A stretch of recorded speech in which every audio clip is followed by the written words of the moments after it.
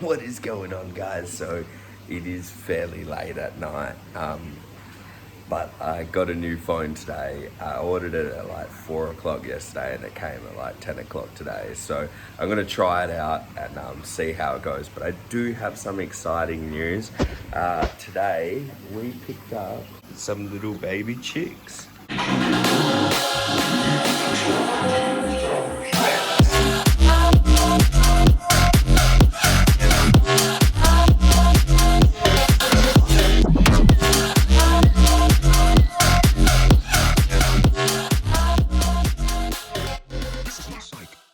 There was 4 of these black ones, which the black ones are Australian blacks, Australot blacks, and the grey ones are lavender araucana, and they actually lay like a bluish type of egg.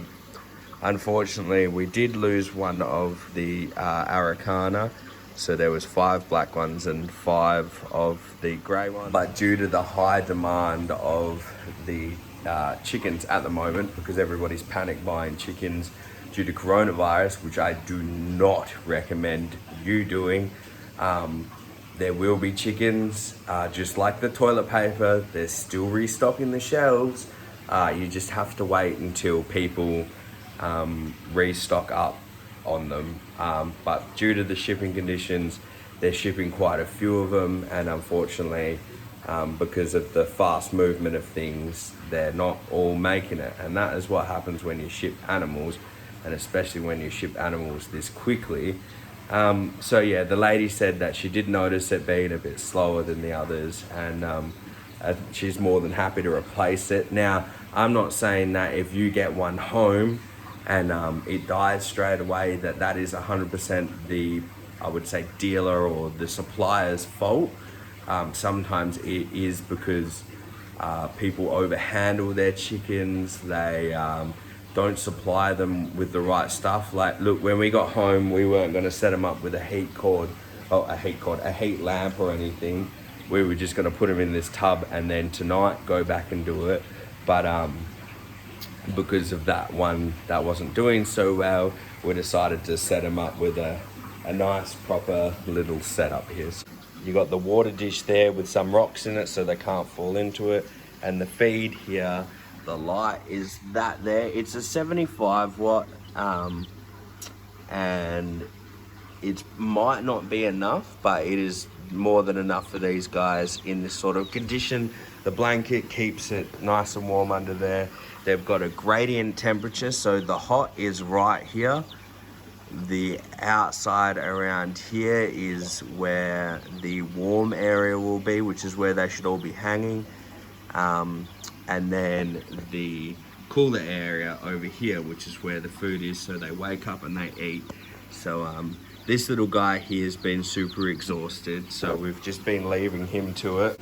And the best thing to do for him is not be annoying him. But if we do notice that he's not getting up and going for water, then taking him over to the water and offering him water. Now, tonight's project is to get the kids' room, move all, well, not the kids' room, but the little playroom corner that we've got there, move all of that out and chuck this big glass enclosure that we've got outside.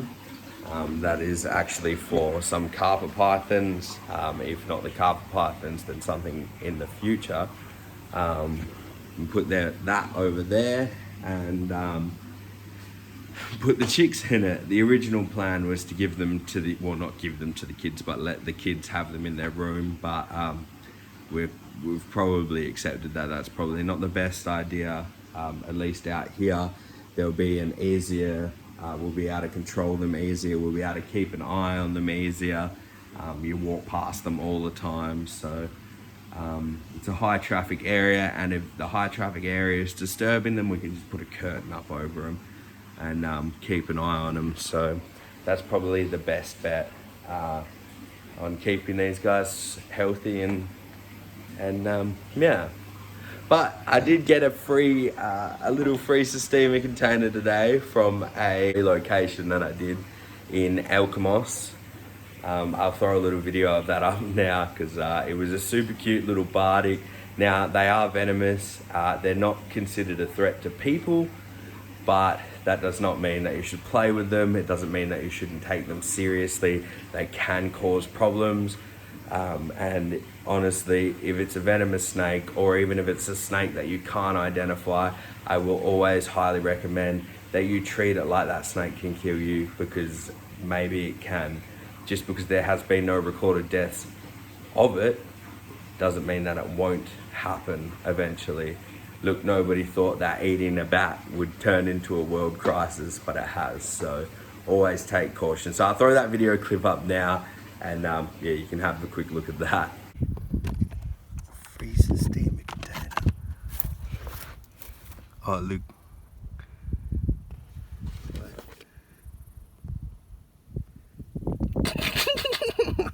They're so freaking cute.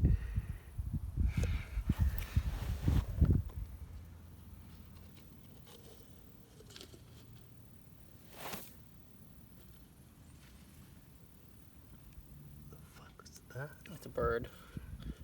Oh, you go the other way. Other way. Yeah, why are you gonna come for me? Yeah, go that way. That way. Go on. Keep going. No. That way. The bird's after you, mate. Go on. Now, let me poke at you with this pokey stick. Poke. Poke. That way. Come on. There we go. Where do you? Gorskies. Right, well, I'm going to have a good try of cleaning up this area here, and if I manage to do that, that will come inside and you will see what it looks like. I think I really underestimated how heavy this thing is. I am cooking. It is so hot in here because of that. It's heating up the whole bloody house. I had the fan going, but this thing, as you can see, is not very short, and when you tilt it back, I almost fed it into the fan, which I'm glad. I was like, oh, this fan's real nice. Looked at the fan and I was like, I'm gonna hit that. I was like this close to it, and it would have just either shattered that or yeah, so I'm glad.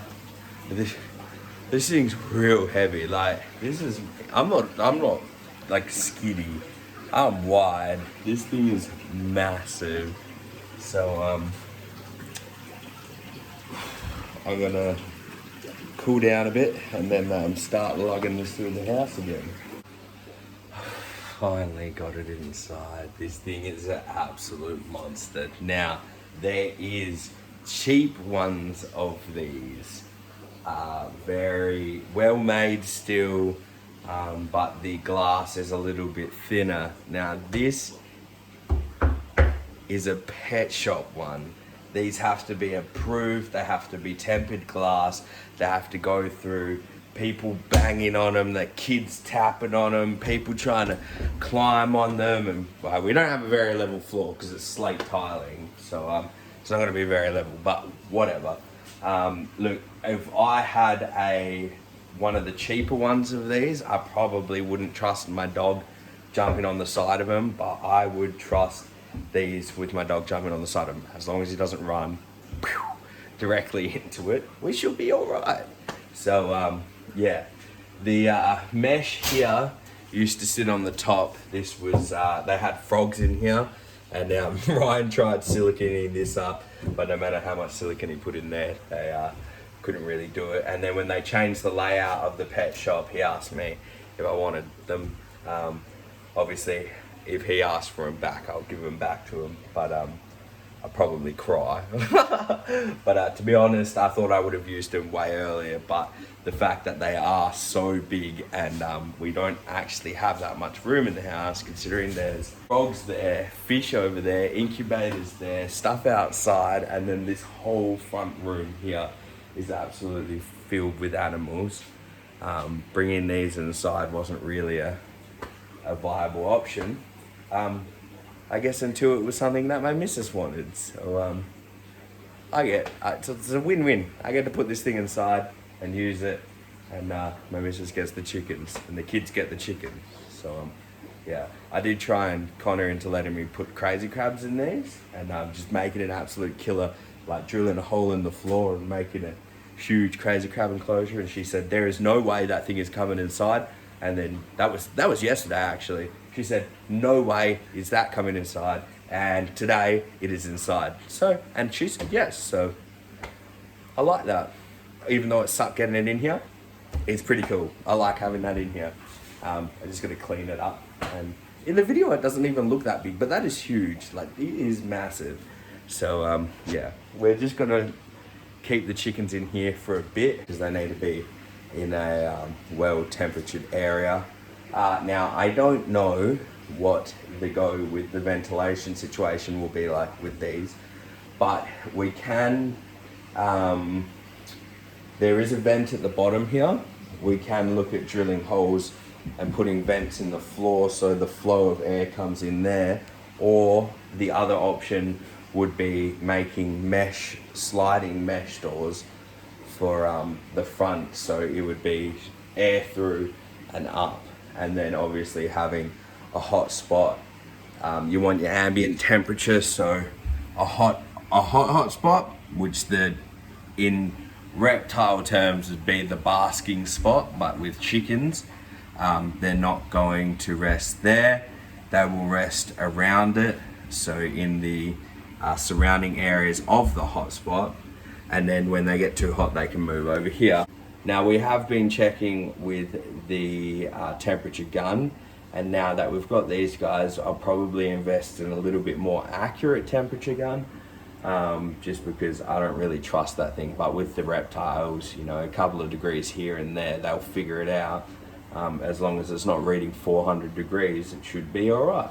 So, yeah, maybe we'll look into it. I don't know. We'll see how well this thing works. And then the chickens learn to regulate their body temperature and where they go. And then once they get big enough, they can sort their own self out. But for now, they need a little bit of help, so they stay inside in a controlled environment. So this is it. I'm gonna chuck the doors in, and this is them. Actually, I've got this on the wrong side. That's supposed to be on the outside. I'm not supposed to be on the inside, but that's all right for now. So these things, they're solid. Like these are the doors. This thing is an absolute solid unit, and I really want to get some snakes going on in these and see what we can do. The only problem with these is the ventilation, being is that there's only the ventilation on the top, and with the bottom enclosure the only vents are on the both sides. Both sides, and the back is vented, which is quite a bit of ventilation. But if you look at stats on vents, you have an inlet and an outlet. So your inlet goes in on the cold end and your outlet goes out on the hot end. And the reason for that being is when the hot air rises, it pulls all the air out, and that is all your old yucky air, and it pulls the colder air in and out and in and out. So that's why you run it going like that to your hot end. I don't even know if that's going to be the hot end. That's just the way that I'm running it. But I'm probably going to put the hot end in against either this wall or the back wall, or in the corner of both. That way it heats up the wall as well, and the wall will help it keep its temperature a little bit better instead of having it on this side here. But yeah, we'll have to figure out the ventilation problem, see how it works, or like I said, door and make a mesh thing that goes in there, and then just have one door. The mesh thing doesn't even really need to move. It could just stay in there and just slide one door open, or just pop it out. I don't know, we'll figure it out. And that'll be it. I mean, shit, we might even go as extreme as drilling a hole in the roof. I already drilled a hole in the wall over there for a pond.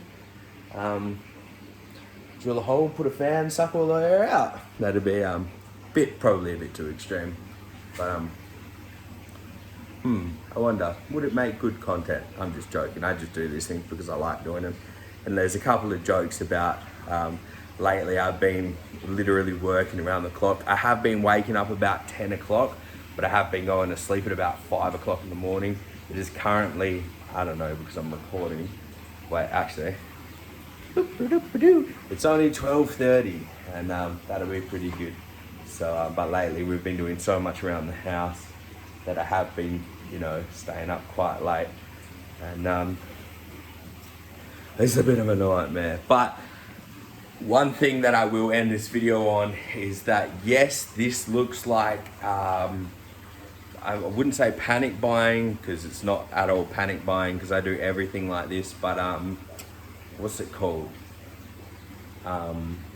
Spontaneous buying, or an irresponsible purchase of a pet would be getting something, not knowing what you're going to do with it, not having anywhere to put it. It's called, what is it called? I can't remember. There is a term, and I seem pretty silly not remembering it, but it's when you buy an animal that you know nothing about, and you don't have the equipment or you don't have a place for it. Now, it looks like we don't have a place for it, but the thing that they are in right now is more than that. Look, it is a giant pond. This is a 600-litre water pond, and it is perfect for them. It works amazingly. The only thing it doesn't work for is the dog getting into it. He's been pretty good with them. He's checked them out a few times. I haven't let him around them too much. He's kind of been like, oh yeah, cool, you're gonna feed me now? And then he runs off and gets food, but I don't want him to be freaking out the chickens. That's why this is here, and then we can enclose it. But what I was trying to say is that it looks like I buy things, and I have places to put things. I have so many things. There's another one of these, which is a 3-bank one, which is actually taller than this one and doesn't really fit in the house. So there's heaps of enclosures. I've got so many reptile enclosures that only need a few things to be done. And if you are buying things, I highly recommend you do your research before. My partner's done all the research for the chickens. I do a lot of the research for the fish, for the reptiles. Don't purchase things. Look, I have done it before. I have definitely bought things that I probably well and truly should not have brought, but I figure it out, and the conditions that I give them are very, very minimum, and I'm not very proud of it. I've been very slack with my Stimson pythons, so if somebody wants to jump down my throat about that, that'd be great to make me go do shit that I need to do. But lately we've been doing a lot with the house, because if any of you guys have a house or have done stuff to houses, you'll know that it takes a lot out of people to do it. But don't go panic buying chickens, because chickens don't stop breeding. The coronavirus isn't going to stop chickens from breeding. They will come around. Look, the shops are still open. You don't have to worry about not having eggs. It's just something that we've always wanted to do, and it turns out that it happened now, and for some unknown reason I keep getting free and cheap chickens, so I don't know. The moral of the story is like, I've got thousands upon thousands of dollars worth of equipment, enclosures and stuff like that. Now, I didn't pay that, not even close to that for them.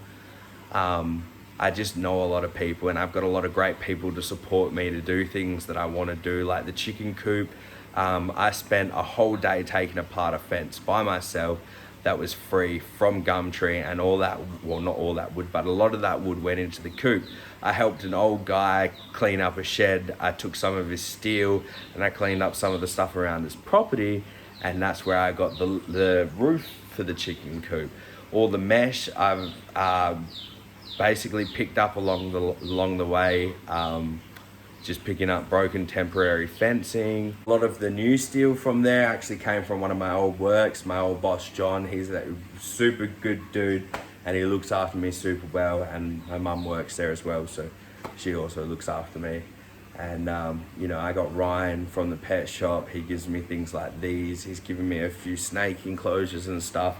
All right, guys, I'm gonna wrap the video up here. Don't panic buy animals. Don't just go out and get an animal without doing your research. Make sure you're well equipped to do it. And if you're not well equipped to do it, or you do have everything, but it's not set up, be prepared to stay up late to sort your animals out, because that is something that you need to do, unfortunately, if you want to keep animals. All right, guys, I'm gonna leave you here. Take it easy, stay awesome, and remember, you can't fail if you try. See you later.